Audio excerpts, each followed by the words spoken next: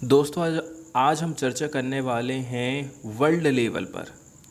चाहे वो भारत की आर्मी हो, चाहे वो यूएस की मिलिट्री हो, चाहे वो चाइना की मिलिट्री हो, इनको क्योटो प्रोटोकॉल से, इसके साथ साथ में पेरिस एग्रीमेंट से सभी देशों की आर्मी को क्लाइमेट चेंज से निपटने के लिए कुछ छूट दी गई थी।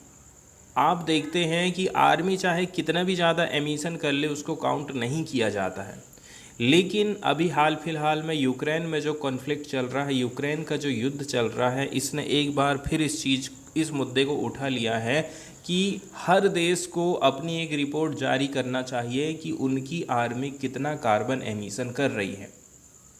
जिस प्रकार से सब लोगों की जिम्मेदारी है, एक नॉर्मल इंसान की, गवर्नमेंट की, सेना की, सब जब इसके लिए जिम्मेदार हैं तो आर्मी को इससे छूट क्यों दी जाए।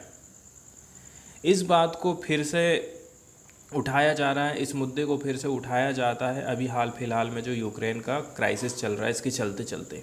क्योंकि अभी यूक्रेन में जो युद्ध चल रहा है ना, उसी के बदौलत इतना ज़्यादा कार्बन उत्सर्जन हुआ है जिसकी हम चर्चा आगे करने वाले हैं।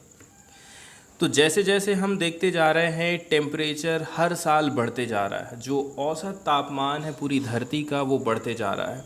वैज्ञानिक लोगों ने, इसके साथ साथ में जो पर्यावरणविद हैं, पर्यावरण की चिंता करने वाले लोग हैं, इन्होंने अपने कदम तेज कर दिए हैं। यूनाइटेड नेशंस के ऊपर दबाव डालना चालू कर दिया है कि आप डिस्क्लोज़ करवाइए सभी देशों के द्वारा जो कार्बन एमिशन किया जा रहा है उनकी आर्मी के माध्यम से। उनकी आर्मी जितना भी CO2 का एमिशन कर रही है उनसे आप जानकारी मांगिए, उनसे रिपोर्ट मांगिए। ऐसा दबाव डाला जा रहा है वैज्ञानिक लोगों के द्वारा और जो पर्यावरण के एक्टिविस्ट हैं उन लोगों के द्वारा। यहाँ पर हम देखते हैं कि लॉन्ग स्टैंडिंग तरीके से आर्मी को एग्जेम्पशन दिया गया था कि चलो हम आपको जो है पेरिस एग्रीमेंट से बाहर कर रहे हैं, हम आपको क्योटो प्रोटोकॉल से बाहर कर दे रहे हैं। यदि हम बात करें विश्व के बिगेस्ट कंज्यूमर ऑफ फ्यूल की, जिसको हम मिलिट्री से रिलेट कर रहे हैं, जो कि मिलिट्री है विश्व की सबसे बड़ी फ्यूल की कंजम्पशन, सबसे ज़्यादा कंज्यूम करती है मिलिट्री। लगभग 5.5% जो global green house gas emission है वो किसके चलते चलते हो रहा है, मिलिट्री के चलते चलते हो रहा है। ये रिपोर्ट है 2022 की एस्टिमेशन के इंटरनेशनल एक्सपर्ट के माध्यम से हमें पता चला है। वहीं यहाँ पर अनिवार्यता के लेकर के बात करी जाती है। ये जो डिफेंस की फोर्सेस थी ये बाउंड नहीं है, इनके लिए अनिवार्य नहीं है कि आप इंटरनेशनल क्लाइमेट एग्रीमेंट को फॉलो करिए टू रिपोर्ट और कट देयर कार्बन इमिशन। ना तो आपको बताना है कि कितना कार्बन उत्सर्जन आप कर रहे हो, ना ही आपको कम करने की ज़रूरत है आपके कार्बन इमिशन की। And the data that published by some militaries is unreliable और इनकम्प्लीट एट द बेस्ट। कुल मिलाकर के देखा जाए, यदि कोई देश कह भी रहा है कि हम नहीं अच्छा काम कर रहे हैं मिलिट्री में, हम अपनी जो कार्बन इमिशन है उसको कम कर रहे हैं,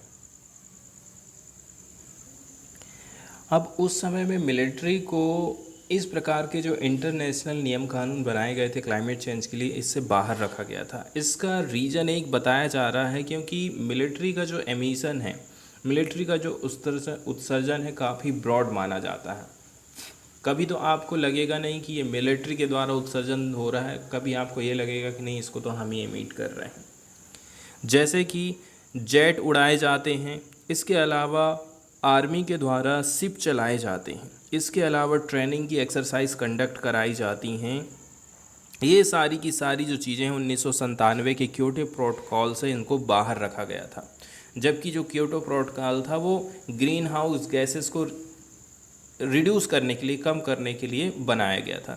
इसके साथ साथ में 1997 के अलावा 2015 के पेरिस एकॉर्ड में, एग्रीमेंट में भी इनको बाहर रखा गया था।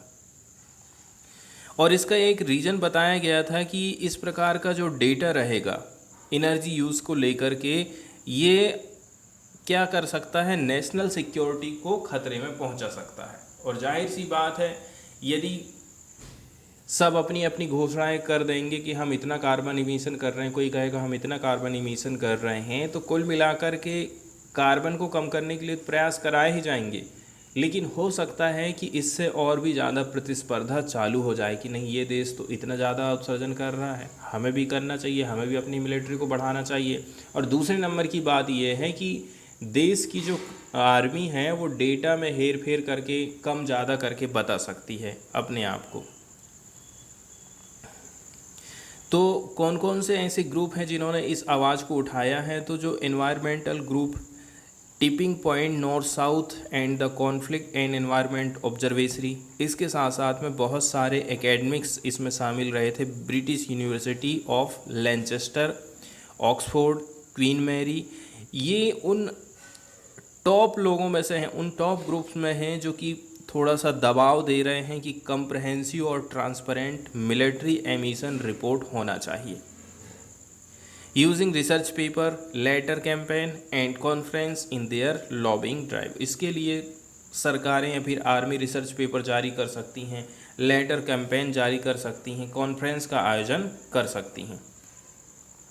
वहीं यदि हम बात करें 2023 के पहले 5 मंथ की, एग्जाम्पल के तौर पर कम से भी कम 17 पीयर रिव्यू पेपर पब्लिश किए गए थे, 3 times the number for all of 2022 and more than previous 9 years combined, according to one campaigner who track the research. इसके अलावा देखा जाए ये जो समूह है उन्होंने खत लिखा था फरवरी के महीने में UN framework convention on climate change UNFCCC को। उन्होंने कहा था यूनाइटेड नेशंस का जो क्लाइमेट बॉडी है इसमें इंक्लूड करना चाहिए सभी मिलिट्री एमिशन को, कि आप जो है उनके महत्वपूर्ण कंप्रहेंसिव ग्लोबल कार्बन अकाउंटिंग को प्रदर्शित करें। अब आने वाले टाइम में COP28 का आयोजन होने वाला है यूनाइटेड अरब अमीरात में, तो जाहिर सी बात है इस मुद्दे को यहाँ पर उठाया जा सकता है। यहाँ पर अंदाज़ा लगाया जाएगा कि आने वाले टाइम में जो पेरिस एग्रीमेंट को लेकर के सब ने वादा किया था कि हम इतना कार्बन एमिट करेंगे, कोई ने कहा था कि हम ये कदम उठाएंगे, तो वो कितना पूरा हो पाया है कि नहीं हो पाया है।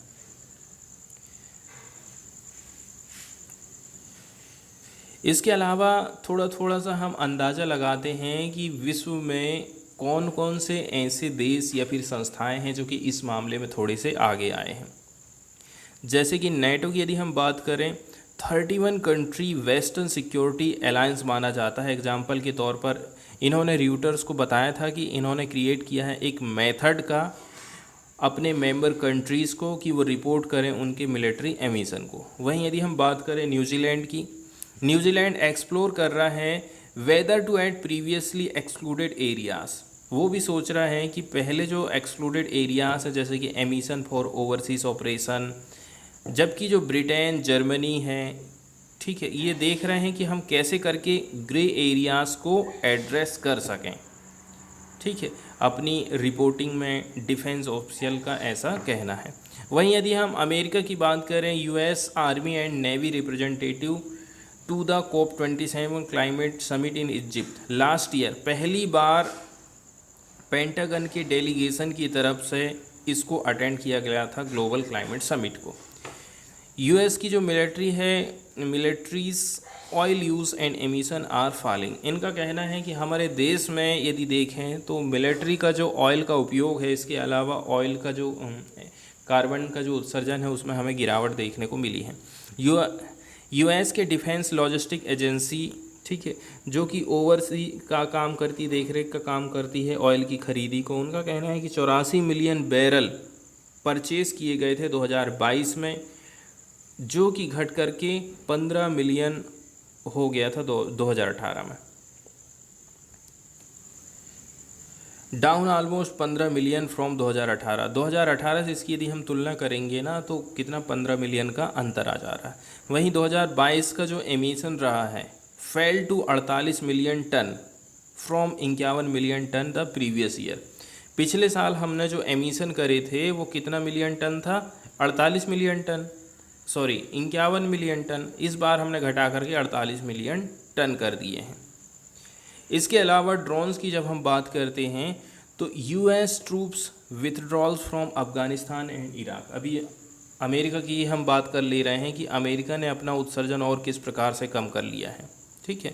तो जैसे कि एग्जांपल के तौर पर आप देख सकते हैं अफ़गानिस्तान और इराक से अमेरिका ने अपनी सेना को वापस ला लिया है।